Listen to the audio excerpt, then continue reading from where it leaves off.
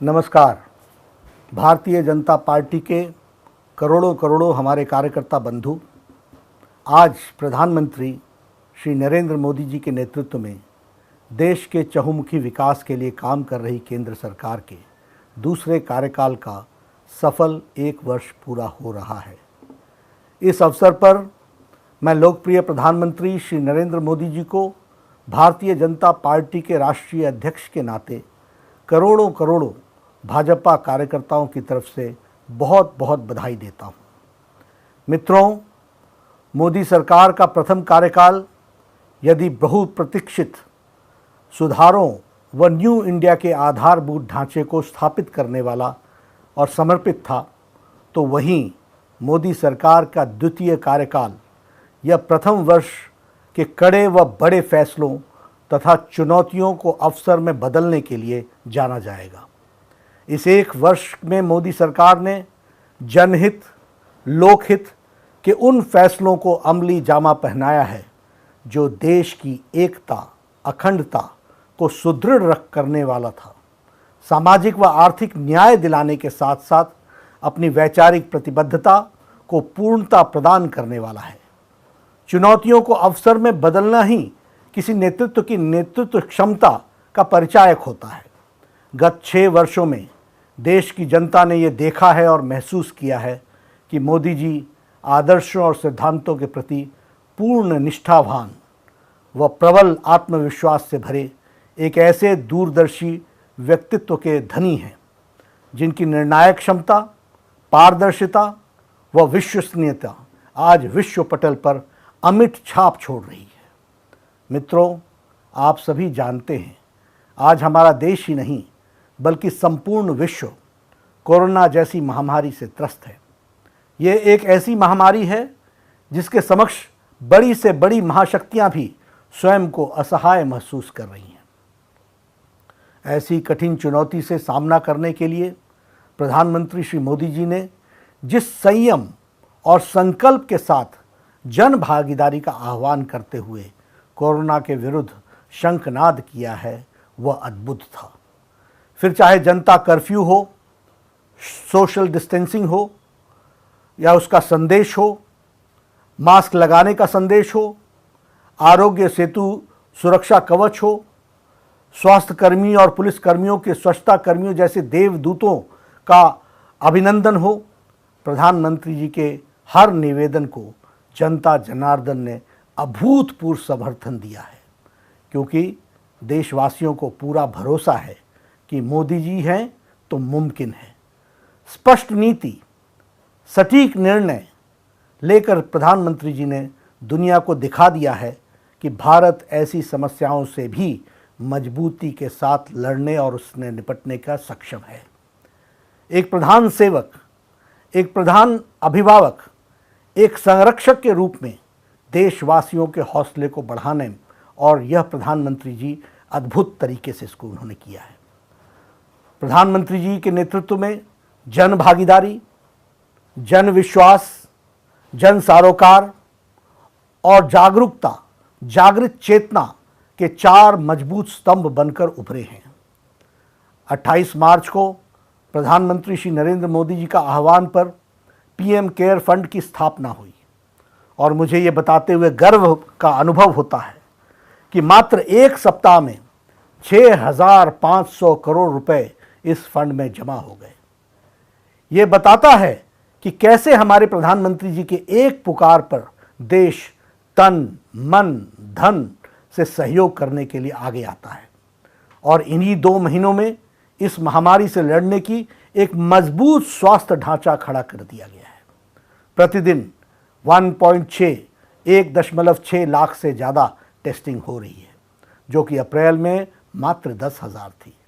देश में आज लगभग 1,000 डेडिकेटेड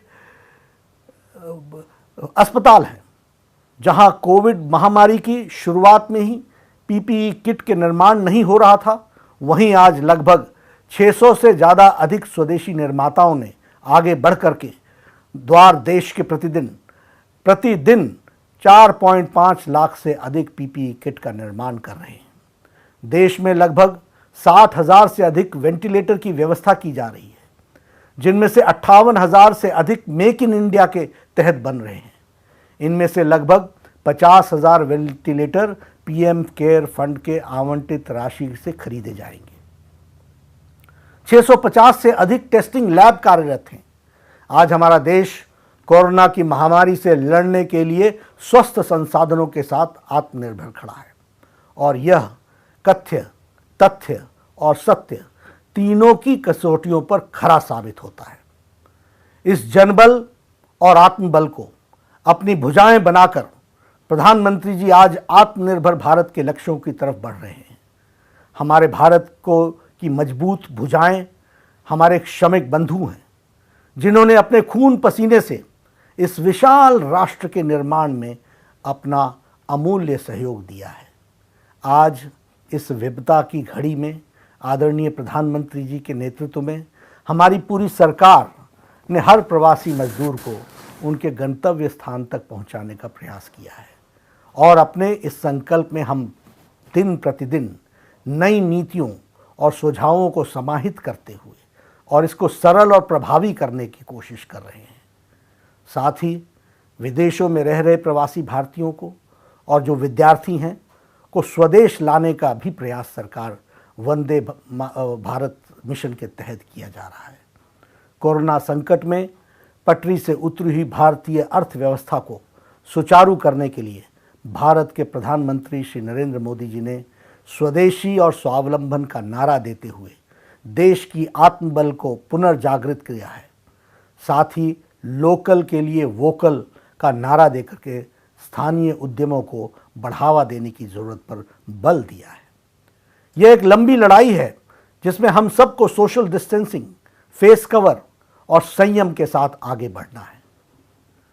आपको स्मरण होगा कि प्रधानमंत्री जी ने पद पर शपथ लेने के पश्चात अपने को प्रथम संबोधन में ही उन्होंने कहा था कि मेरी ये सरकार गरीबों को समर्पित है।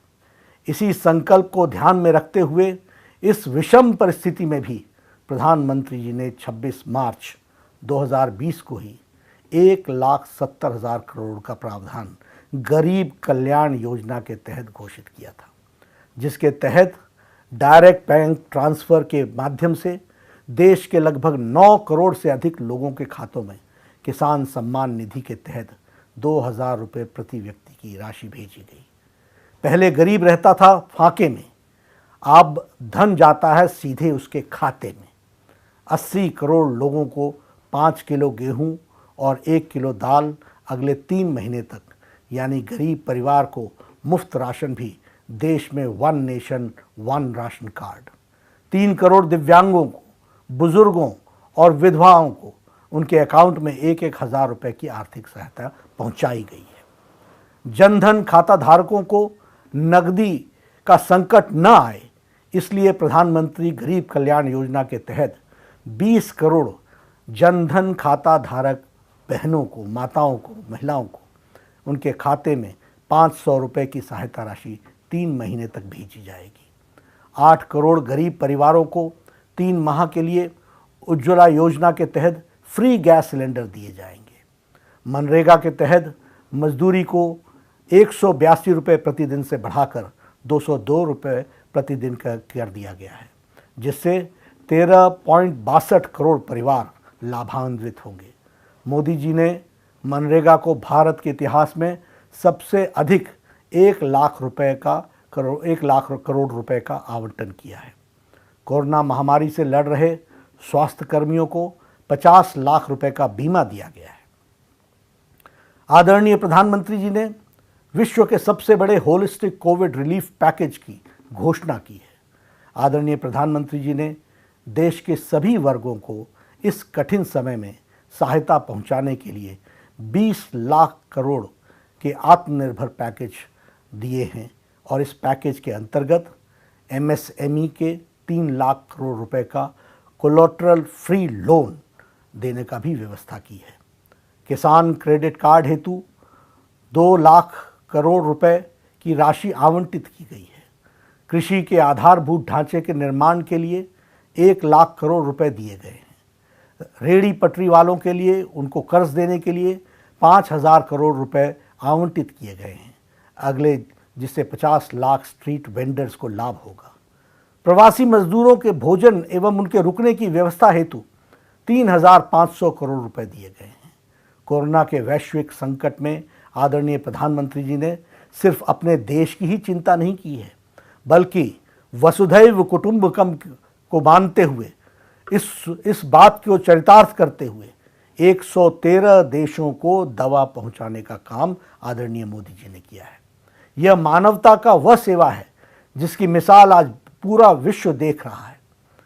मोदी जी की सरकार ने अपने द्वितीय कार्यकाल में ही ऐसे अनेकों निर्णय लिए जिसका इंतजार भारतवर्ष दशकों से कर रहा था। आदरणीय प्रधानमंत्री जी ने देश को सुरक्षित करने के लिए, सभी को सम्मान देने के लिए, देश की एकता और अखंडता को अक्षुण्ण रखने के लिए, हर व्यक्ति को समान पायदान पर लाने के लिए ऐसे अनेकों निर्णय लिए जिन्होंने भारत की तस्वीर बदलने का कार्य किया है। कांग्रेस के शासनकाल में हुई ऐतिहासिक भूलें तथा जड़ हो चुकी समस्याओं का समाधान करने के साथ साथ सरकार ने आम जनता के हित में विषयों को प्रभावी कार्य किए हैं। मोदी जी के नेतृत्व में एक वर्ष में अनुच्छेद 370, नागरिक संशोधन कानून, राम मंदिर, ट्रिपल तलाक, 3 तलाक जैसे लंबित मामलों को शांतिपूर्ण और न्यायपूर्ण समाधान देकर देश की एकता और अखंडता को मजबूती देने का काम किया है। इस ऐतिहासिक काम को अनुच्छेद 370 व 35A देश की अखंडता पर एक काले धब्बे जैसा था। यह न तो देश की अखंडता के हित में था और न ही यह जम्मू कश्मीर के लोगों के प्रगति के हित में था। 1950 से चली आ रही यह समस्या को मोदी सरकार ने जड़ से समाप्त करने का साहस दिखाया। इस निर्णय से हमारे श्यामा प्रसाद मुखर्जी का एक निशान, एक विधान, एक प्रधान का संकल्प 100% पूरा हुआ है। इस धारा 370 को एब्रोगेट करने के लिए, 35A को समाप्त करने के लिए प्रधानमंत्री जी की इच्छा शक्ति और अमित शाह जी का विचार, जिन्होंने उसको नीति दी और जिन्होंने उसको सफल किया, वह भी हमको देखने को मिलता है।